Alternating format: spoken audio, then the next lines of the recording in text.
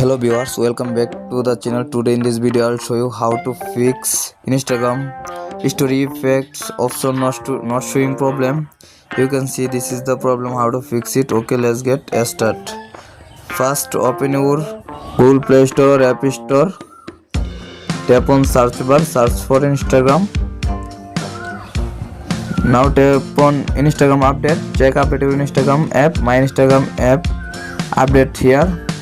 Now tap on update Instagram app and waiting a few minutes.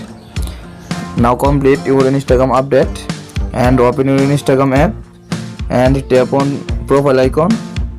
Tap on three line option and scroll down. Tap on help option. Tap on report a problem and tap on report problem. Tap on include and continue and now enter your problem here. Hello Instagram tip, my Instagram story effect option not showing problem, and now enter send here. I hope your problem has been solved successful. Please subscribe my YouTube channel.